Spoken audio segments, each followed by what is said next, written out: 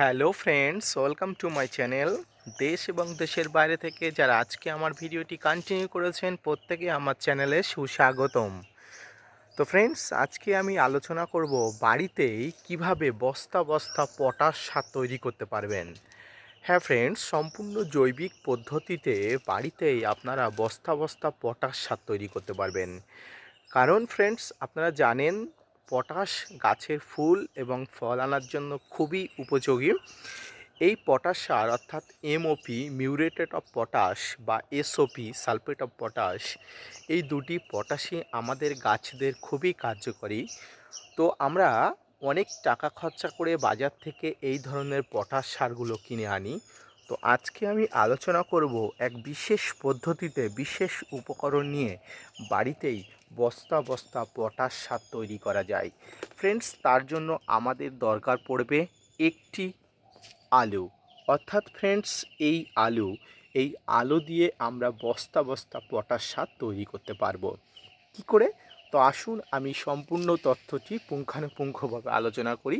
ভিডিওটি না স্কিপ করে কন্টিনিউ করবেন, তাহলে আজকের আলু থেকে বস্তা বস্তা পটাশ সার তৈরি করার সম্পূর্ণ তথ্য আপনারা পুঙ্খানুপুঙ্খভাবে বুঝতে পারবেন। তো ফ্রেন্ডস, বাড়িতে আমাদের সকলের আলু ব্যবহৃত হয়। আমাদের রান্নাঘরে এমন কোনো তরকারি নেই যেটা আলু ছাড়া হয়। তো আমাদের প্রত্যেকের বাড়িতে 2-3 দিন বাদে বাদে প্রচুর পরিমাণ আলুর খোসা জমে থাকে। ফ্রেন্ডস, আপনারা জানেন আলুর খোসার মধ্যে থাকে iron, antioxidant, fibre, carbohydrate, vitamin A সহ প্রচুর পরিমাণ পটাশিয়াম থাকে। এবারে কি করে আমরা আলুর খোসা থেকে সার করব? তো ফ্রেন্ডস, প্রথমে এই আলুর খোসাটিকে ভালো করে নিয়ে নিতে হবে। এই অনেকগুলো আলুর খোসা একসঙ্গে নিয়ে নিতে হবে। এরপরে কলার খোসা, অর্থাৎ আপনাদের বাড়িতে যে কলা থাকে সেটা কাঁচকলা হতে পারে, পাকা কলা হতে পারে, সমস্ত কলার খোসা ছোট ছোট করে কেটে নিতে হবে, অর্থাৎ টুকরো টুকরো করে কেটে নিতে হবে। আপনারা জানেন এই কলার খোসায় vitamin A, B, C, zinc, iron ও পটাশিয়াম থাকে। গাছের বৃদ্ধির জন্য এবং রোগ প্রতিরোধের জন্য এই পটাশিয়ামের গুরুত্ব অপরিসীম। ফ্রেন্ডস, কলার খোসা এবং আলুর খোসা ভালো করে এবারে এই যে কলার খোসা এবং আলুর খোসা এবারে ভালো করে আপনারা মিক্সি মেশিনে ভালো করে মিক্স করে নেবেন মিহি করার জন্য। ফ্রেন্ডস, এবারে আপনার একটা পাত্র নিতে হবে। আপনারা যত পরিমাণ আলুর খোসা নেবেন, অর্থাৎ আপনারা যদি 1 কেজি আলুর খোসা নেন, তাহলে 5 ভাগের 1 ভাগ কলার খোসা মিক্সিং নিতে হবে। অর্থাৎ আপনারা যত পরিমাণ আলুর খোসা নেবেন তার 5 ভাগের 1 ভাগ কলার খোসা নিতে হবে।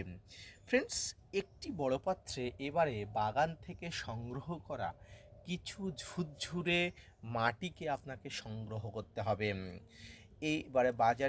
এইবারে মাটি সংগ্রহ করতে হবে। এই মাটিকে ভালো করে গুঁড়ো করে নিতে হবে, যেটি খুব ঝুরঝুরে হয়ে থাকে। এবার ওই ঝুরঝুরে মাটিকে ভালো করে স্তর দিয়ে দিতে হবে, অর্থাৎ যেই পাত্রটি আছে সেই পাত্রটি মাটি একটা ভালো করে স্তর দিয়ে দিতে হবে।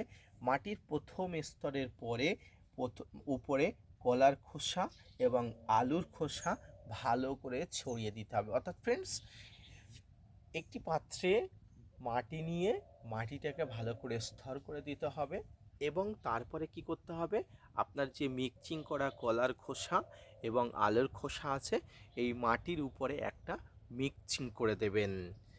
ফ্রেন্ডস, এর উপরে আবার একটি মাটির স্তর দেবেন, অর্থাৎ দ্বিতীয় একটি মাটির স্তর দেবেন। তারপরে আবার একটি কলা এবং আলুর খোসার স্তর দেবেন।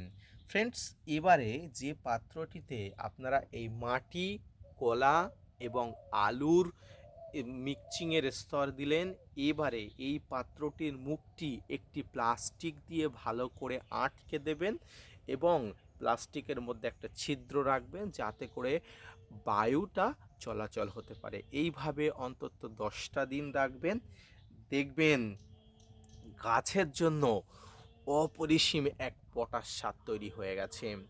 ফ্রেন্ডস, আমরা যারা বাজার থেকে এসওপি কিনি, অর্থাৎ মিউরেটেড অফ পটাশ কিনি।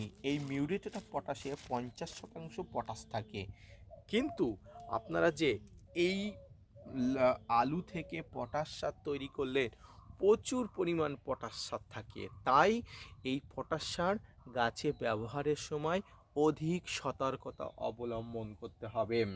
ফ্রেন্ডস, এটি অত্যন্ত অল্প পরিমাণে আপনার গাছের গোড়াতে দিতে হবে, কারণ এমওপিতে একটা নির্দিষ্ট পরিমাণ পটাশ থাকে, কিন্তু কলার খোসা এবং আলুতে প্রচুর পরিমাণ পটাশ থাকে। তাই এটি ব্যবহার করতে অত্যন্ত সতর্কতা দরকার। তো ফ্রেন্ডস, এই পদ্ধতিতে অত্যন্ত কম খরচ হয় না বললেই চলে।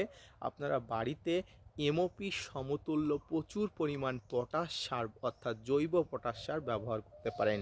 তো ফ্রেন্ডস, এইভাবে আপনারা বাড়িতে পটাশ সার তৈরি করবেন, এবং যেটি বাজারে রাসায়নিক সারের থেকে অনেক গুণ ভালো হবে।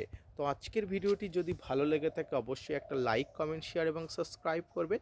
আপনাদের জন্য প্রতিনিয়ত ভিডিও বানাই। আপনারা যদি মোটিভেট করেন ভিডিও বানাতে আগ্রহী হয়ে, এবং নতুন নতুন ভিডিও আনতে আগ্রহী হয়ে থাকি। ফিরে আসি নতুন কোনো ভিডিওতে নিয়ে, ততক্ষণ সঙ্গে থাকবেন।